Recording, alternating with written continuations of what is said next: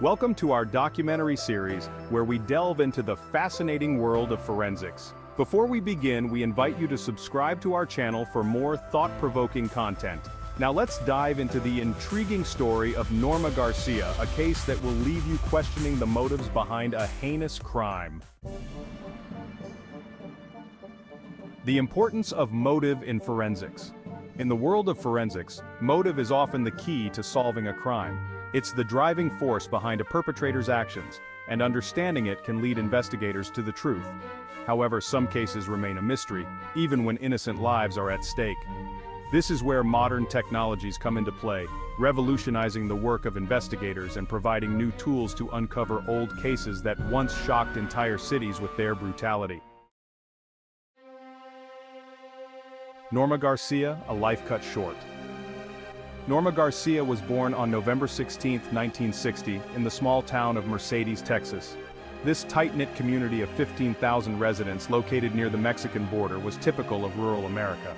With 75% of the population working in the agricultural sector and 90% being Spanish-speaking, including Norma's family, the town had a strong sense of community. Norma grew up in a large family with 6 brothers and sisters, with whom she had close relationships. She stood out from others with her quiet demeanor and shyness, never causing any trouble. A new chapter in California. When Norma was about 12 years old, the family moved to California, settling on the outskirts of Oxnard, a city with a population of 200,000. This was a significant step for the Garcia family, especially for the children, who were used to the sparsely populated Texas. The rhythm of life in Oxnard was strikingly different from their previous place of residence.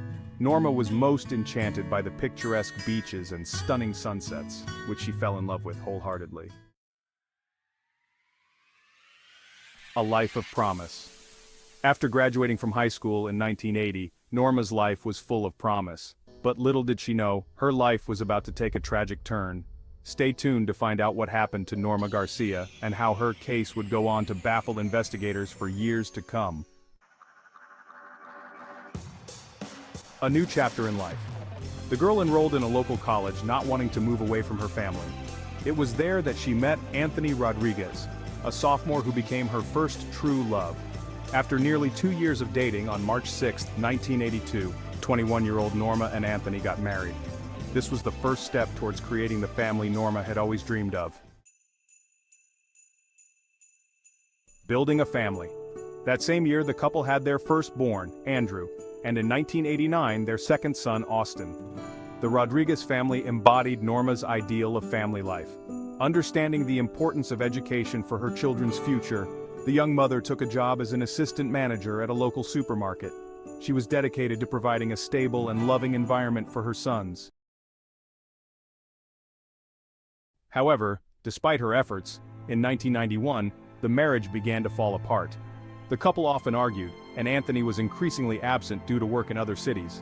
Norma confided in her childhood friend Teresa about her husband's alcoholism, which led to violence against her and their older son.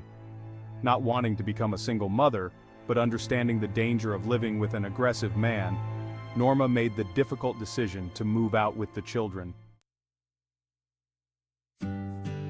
Norma and the children moved to a duplex 10 minutes away from Anthony's house.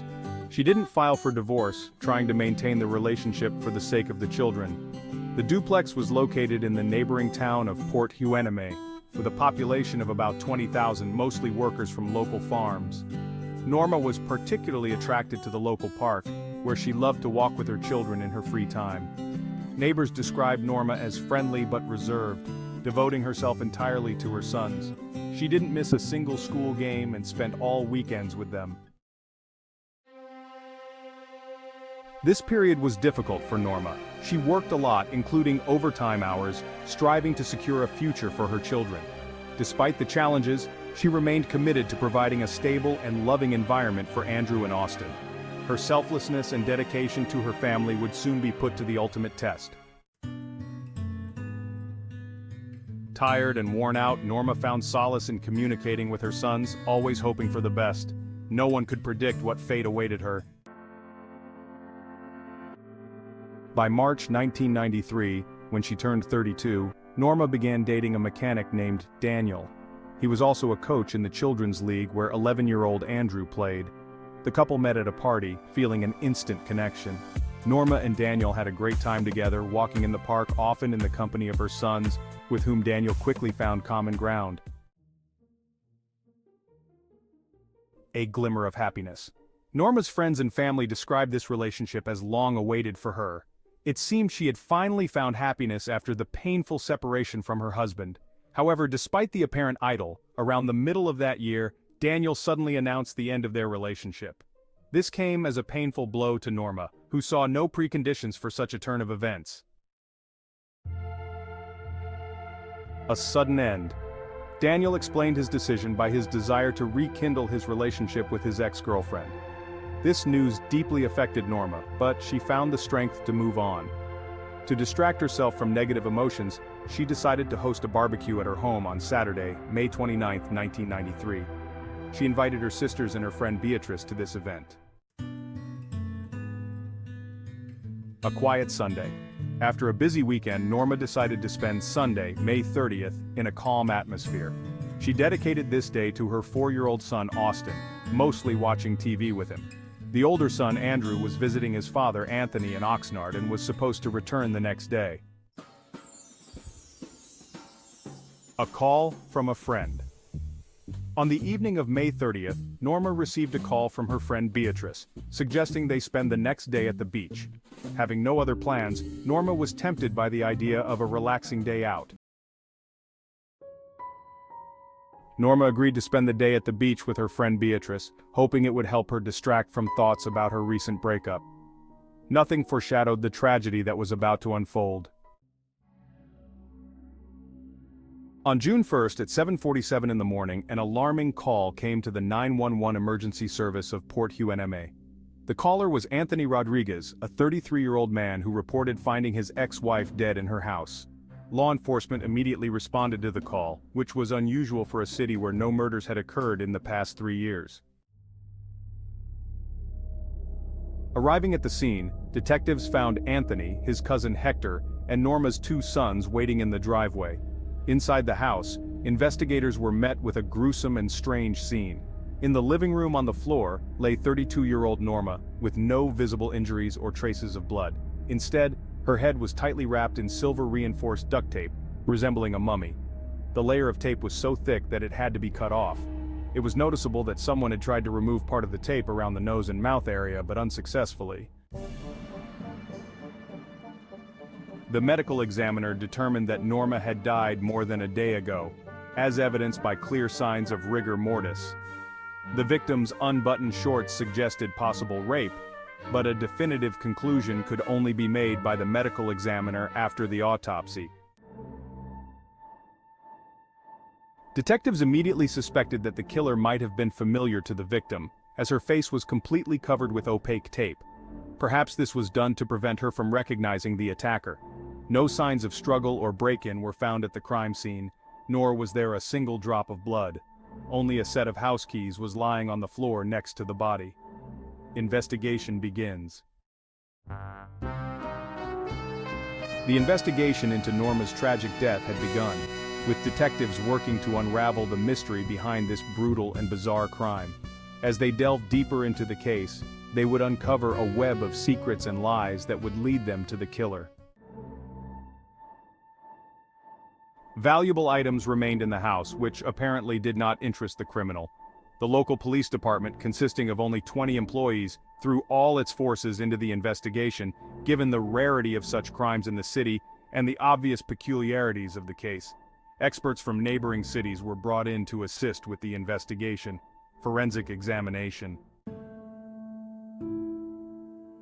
Forensic experts thoroughly examined the site of the probable murder, but found nothing substantial for the investigation. In the evening of the same day, the victim's sister, Orlalia, arrived at the house. They had planned to go shopping together, and Orlalia had been unsuccessfully trying to contact Norma since early morning. Concerned by the lack of response, the young woman decided to check what had happened. She was shocked to see yellow tape already cordoning off the crime scene. A new witness willingly spoke with the police. According to Orlalia, Norma had a tense relationship with her ex-husband, but she had no other ill wishers. The investigator immediately took note of this information, knowing that Anthony was the one who reported the crime and was likely the last person to see Norma alive, not counting the children. All adults were taken to the station for questioning. Anthony Rodriguez behaved like a man stricken with grief, despite the fact that they had separated long before these events. It seemed that he still loved this woman.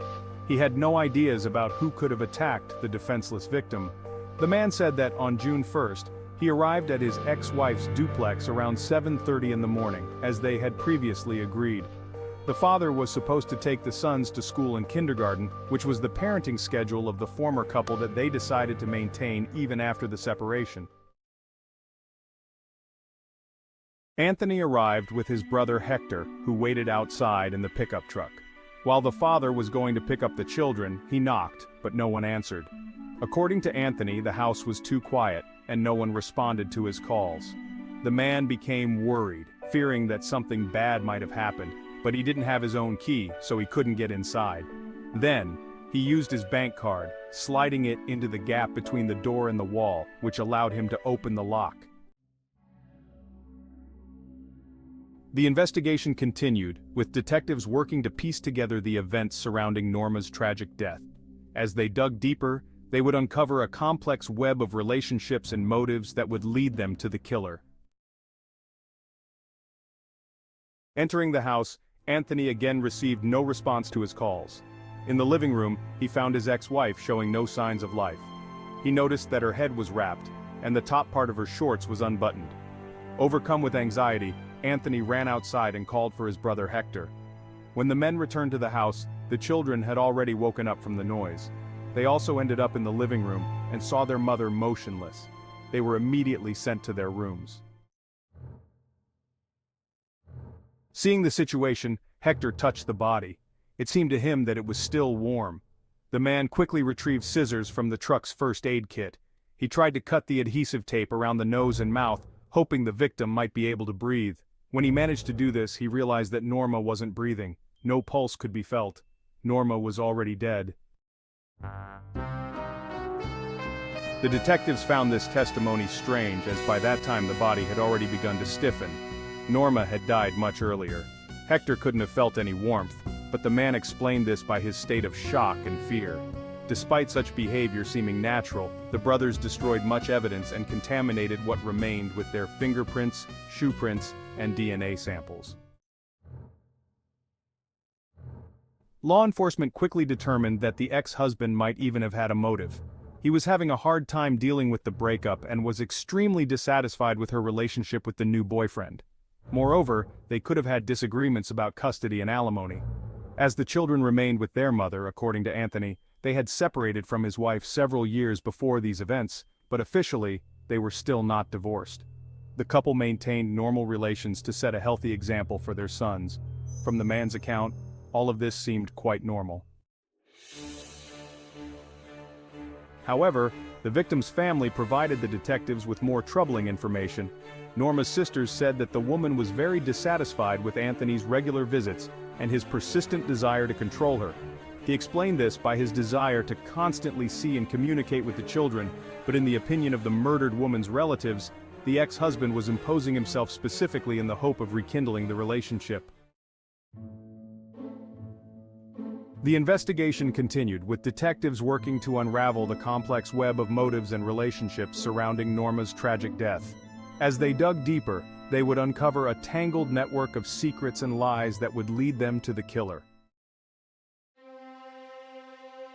He repeatedly suggested that Norma meet and spend time together, go somewhere, but all this caused her displeasure and provoked arguments.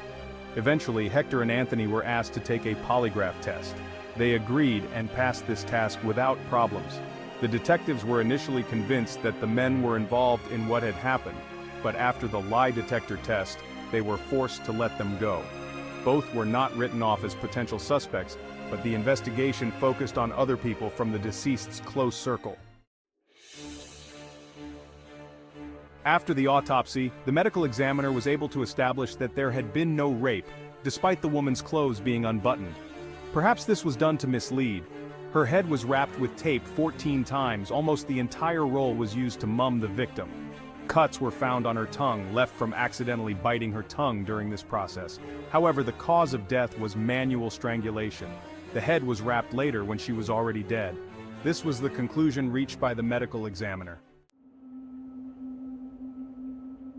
Then a question arose: why use tape at all, let alone wrap the head so many times? The timeframes were clarified. She was killed between 10:30 on Sunday, May 30th, and 5 in the morning on May 31st. Obviously, the younger son, Austin, had been in the house with his mother's body for at least 24 hours. The 4-year-old child had been walking around Norma all this time. Likely he was the only person who could have witnessed what happened.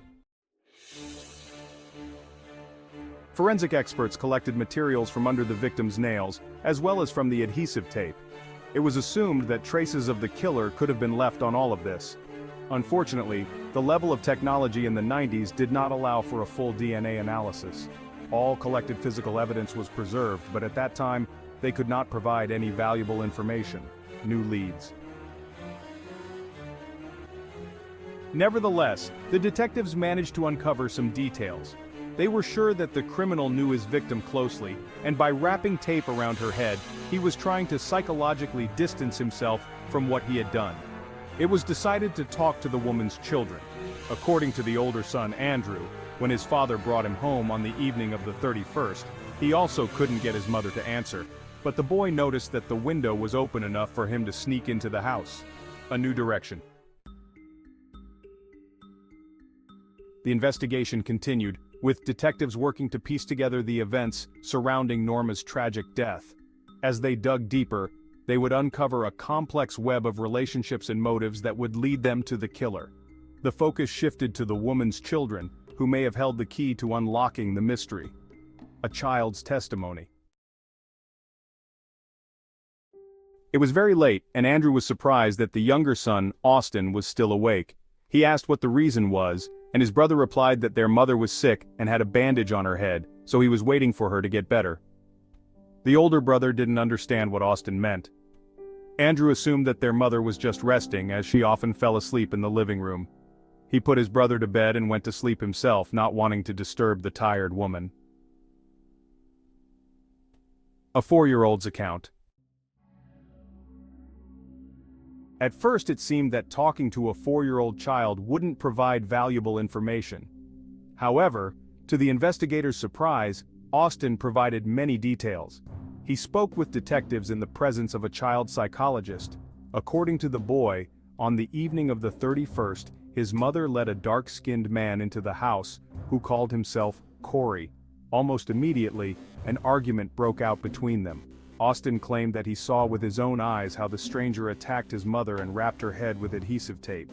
After that, Corey fled, but little Austin allegedly chased him, even onto the street, running several dozen yards from the house. Realizing he couldn't catch up with his mother's attacker, he returned home and closed the door. A changing story. This story didn't sound entirely plausible, especially regarding the chase after the criminal. 10 days later, Austin provided new information. Now, he claimed that a light-skinned man named Warren entered through the kitchen door, and it was he who wrapped his mother's head with tape. This puzzled the police, as no evidence suggested that more than one person had attacked the woman. Moreover, the child radically changed his story. The influence of family members. Eventually, this was explained by the increased attention of family members to Austin after the murder. They talked a lot with the boy, which could have distorted his memories. Despite this, detectives quickly discovered that Corey and Warren were in the victim's immediate circle and close ones. Norma worked with these people and had long maintained friendly relationships with them. A suspect emerges. Warren Mackey wasn't even present at the party organized by the victim. He lived about 20 minutes' walk from her house. They often met and talked, and it was known that the man had feelings for the deceased. He had asked her out several times but was rejected. After this, he became even more persistent, often coming to Norma's house uninvited. A web of relationships. The investigation continued, with detectives working to untangle the complex web of relationships surrounding Norma's tragic death. As they dug deeper, they would uncover a network of motives and secrets that would lead them to the killer. The woman admitted that she had no romantic feelings for Warren, but didn't want to rudely push him away to avoid hurting him. Most witnesses described him as a calm and sweet person, but some thought he was a bit strange. Warren himself also confirmed his presence at the party organized by Norma. According to him, they talked until everyone left, then went to her house and watched TV for a while. He left for home around 10:30 in the evening, and the next day, he went to meet friends in Santa Barbara. The man denied his involvement in the murder and refuted his feelings for Norma, calling their relationship purely friendly, and emphasizing that he didn't seek anything more. Another suspect emerges. Later, the suspect's friends confirmed his words. Corey Davis worked with Norma, unlike Warren, who was her former colleague. He denied friendship with the woman, saying they just crossed paths and communicated at work as acquaintances. On the night of the murder, he was at home with his parents. Detectives immediately noticed that he behaved nervously during the interrogation and cooperated reluctantly. But besides this, the police noticed no alarming moments. A new lead. After this, detectives continued communicating with the deceased's closest circle. Unexpectedly, her friend Beatrice reported that at the barbecue before her death, Norma complained about losing her house keys. Interestingly, they were found next to her body when the police first arrived at the call. It seemed this could be a breakthrough. An investigator decided to talk to Corey again, who aroused their suspicions. They arrived at the address he provided, and it turned out that he had given false information and lived elsewhere. Thus, suspicions about the dark-skinned man began to take real shape. Polygraph tests. It was decided that Corey and Warren should take a polygraph test. To the investigators' surprise, both also passed it without problems. It seemed the case was hitting a dead end. The detectives had one more person of interest on their suspect list, the woman's ex-boyfriend named Daniel. Warren reported that shortly before the breakup, problems began in the couple. He heard about this from Norma. The boyfriend even came to the deceased's workplace once and caused a scene. So it was decided to talk to him at the station. Here, the man denied problems in the relationship, insisted that they had separated long ago, and maintained a friendly connection. Now, he was dating another woman, and didn't care about Norma. The detectives were left with more questions than answers. Who was telling the truth? Was it Warren, Corey, or Daniel? The investigation continued, with detectives working to untangle the complex web of relationships and motives surrounding Norma's tragic death. At this moment, the detectives had a thought. Could Norma's best friend's husband have taken revenge on the woman for facilitating Beatrice's regular infidelities? Or could it have been the friend's lover? Suddenly, two new suspects appeared who deserved closer attention. First, investigators spoke with Beatrice's husband, but he had a confirmed alibi. In desperation, law enforcement also met with Beatrice's lover, but he was quickly crossed off the suspect list as well. The situation changed drastically when, 26 days after Norma's murder, a new victim was discovered. The second deceased turned out to be Beatrice Fellis, an 87-year-old deaf-mute woman. She was found stabbed to death in her bed in a room on the third floor of a nursing home a few blocks from Norma's residence. A serial killer on the loose. A month later, on August 5th, Cynthia Burer, a 44-year-old customer service manager at a local company, was found dead in a burning house.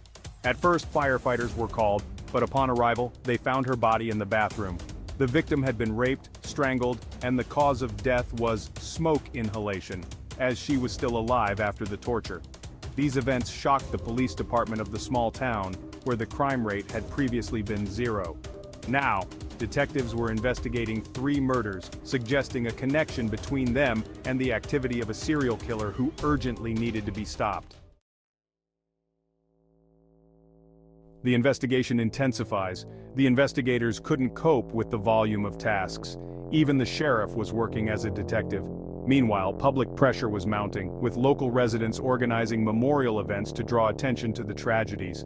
Given the department's lack of preparedness for such a number of crimes, an FBI agent, an expert in creating psychological profiles of criminals, was brought in to assist. behavioral analysis indicated that the killer was very close to Norma.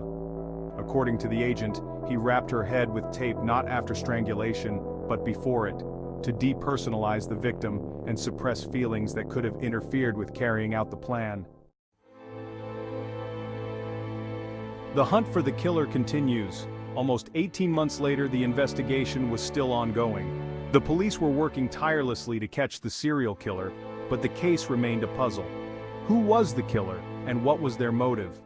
The detectives were determined to find out, but the trail of clues seemed to lead to a dead end.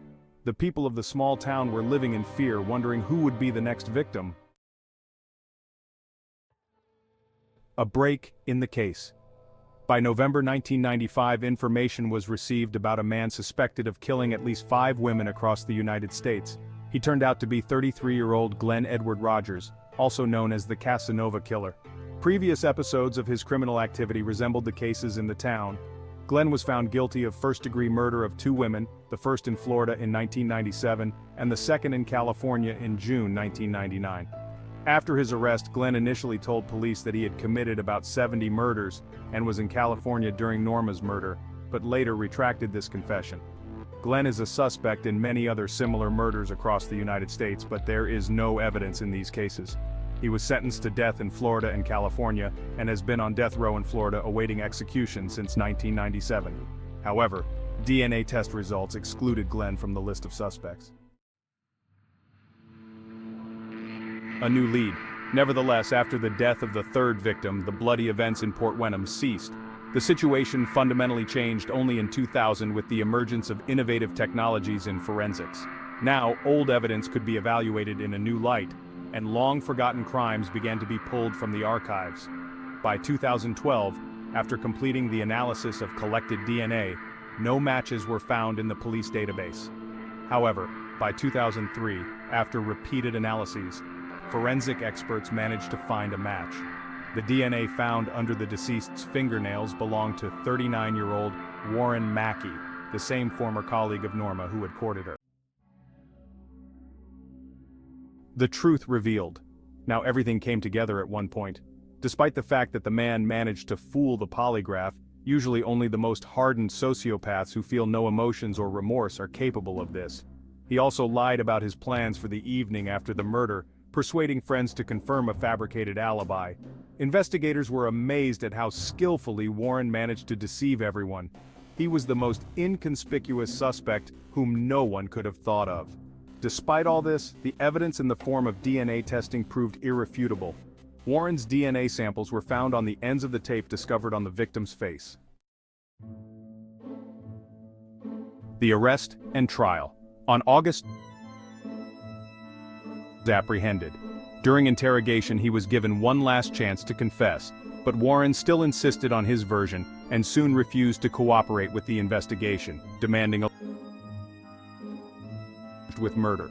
Preliminary hearings took place on March 2, 2004. The prosecution was still hesitant about whether to consider this case as first or second-degree murder. February 10, 2005, when Warren agreed to a plea deal and pleaded guilty to second-degree murder. The killer's sentence. However, the man refused to give any explanations for his brutal act. According to him, he was under the influence of alcohol and drugs, so he couldn't accurately remember what happened that evening. 41-year-old Warren Mackey was sentenced to life imprisonment with the possibility of parole after 15 years. As part of the deal, he was prohibited from filing appeals. Of course, he began requesting parole as soon as he served the required minimum, but all his requests were rejected, in part thanks to the active participation of Norma's murdered relatives. Justice served. Regarding the other 2 murders that shook the city, both criminals were found and they were not connected to Norma. Warren Mackey is still in prison, and he will get his next chance for early release in August 2028. The victim's family has stated that they will do everything in their power to prevent his release. So far, the killer has been denied, and this is likely to happen in the next attempt as well. The power of forensic technology. This story demonstrates how technological progress in forensics can solve crimes that remained unsolved for many years. The murder of Norma Garcia, which initially seemed an unsolvable mystery, was eventually solved thanks to DNA analysis. This case underscores the importance of preserving evidence and reanalyzing it using new methods. The unassuming killer. The story also shows how often criminals can be people we least suspect. Warren Mackey, seemingly an ordinary colleague and friend, turned out to be a cold-blooded killer. This reminds us of the need to be vigilant and careful in our relationships. The family's quest for justice. Finally, this case demonstrates the unwavering determination of the victim's family in seeking justice, even years after the crime. Their resolve to prevent Mackey's parole is a powerful example of how love and memory of the deceased can continue to influence the course of justice. If you found this story interesting and want to learn more about similar criminal cases, don't forget to subscribe to the True Crime Documentary channel. There, you'll find even more fascinating investigations, analysis of criminal cases, and interesting facts from the world of forensics. Subscribe so you don't miss new exciting stories.